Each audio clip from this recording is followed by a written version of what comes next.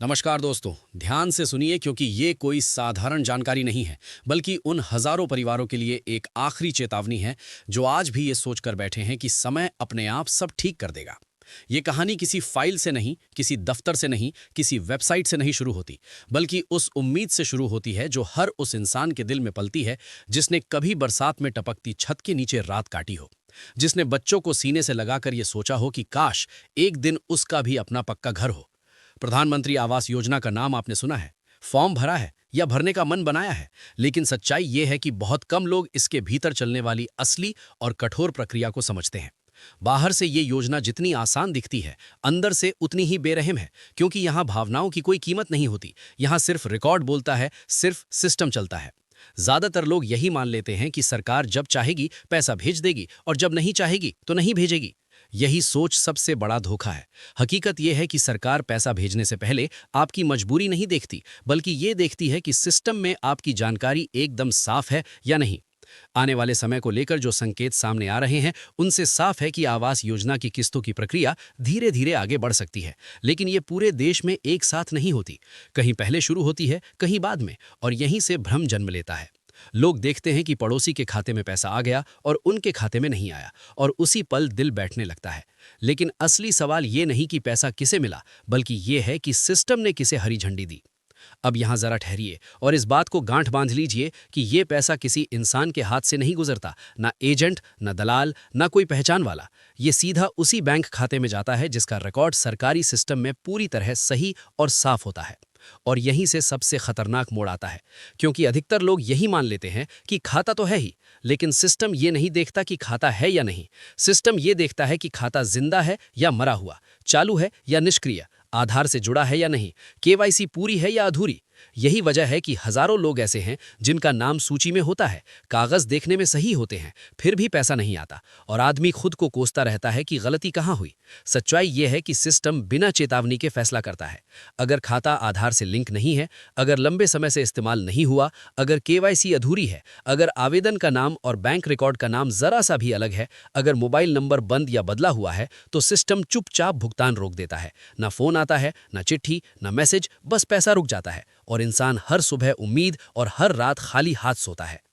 नई सूची को लेकर जो बेचैनी है उसे भी समझिए। जिन लोगों ने पहले आवेदन किया था और जिनकी स्थिति नियमों के मुताबिक सही पाई गई है, उनके नाम धीरे धीरे आगे बढ़ाए जा रहे हैं।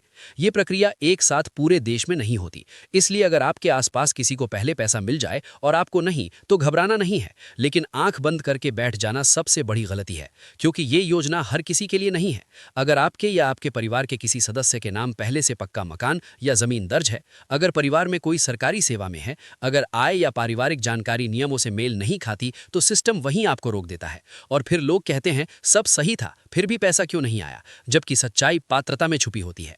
सिस्टम एक व्यक्ति नहीं, पूरा परिवार देखता है, और ये मान लेना कि घर मेरे नाम पर नहीं है इसलिए मैं सुरक्षित हूं, कई बार बहुत भारी पड़ता है। अब सवाल सीधा है, करना क्या है? जवाब भी सीधा है, लेकिन आसान नहीं। सबसे पहले अपने बैंक खाते की स्थिति खुद जाकर जांचिए।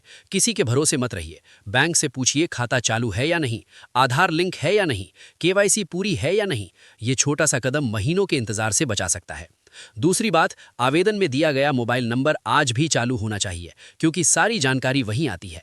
तीसरी और सबसे अहम बात, अपने सारे दस्तावेज मिलाकर देखिए। नाम, जन्मतिथि, पहचान हर जगह एक जैसी होनी चाहिए, क्योंकि सिस्टम दिल नहीं, रिकॉर्ड देखता है। अब एक बड़ी गलतफहमी तोड़ लीजिए कि नाम सूची में आ गया तो सब अपने आप हो जाएगा। सच्चाई ये है कि असली प्रक्रिया वहीं से शुरू होती है।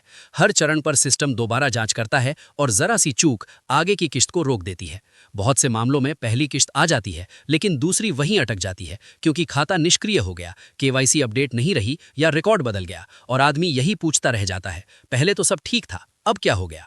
कई खातों में तकनीकी समस्याएं पहले से चल रही होती हैं। पैसा भेजा जाता है लेकिन सफल नहीं होता और वापस चला जाता है, और लाभार्थी को पता भी नहीं चलता। इसी वजह से बार बार कहा जा रहा है कि बैंक शाखा जाकर खुद स्थिति पूछना जरूरी है। गांव और दूर दराज इलाकों में जानकारी की कमी सबसे बड़ा दुश्मन है। नेटवर्क कमजोर, दफ्तर दूर, और इसी वजह से कई हकदार लोग पीछे रह जाते हैं।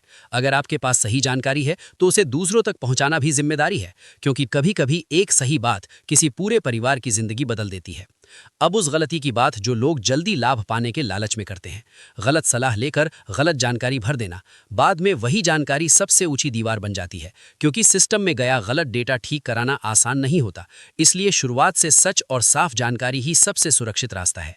ये योजना लंबी है, पहली किश्त के बाद भी कई चरण हैं, और अगर शुरुआत में लापरवाही हुई तो आगे का रास्ता और मुश्किल हो जाएगा।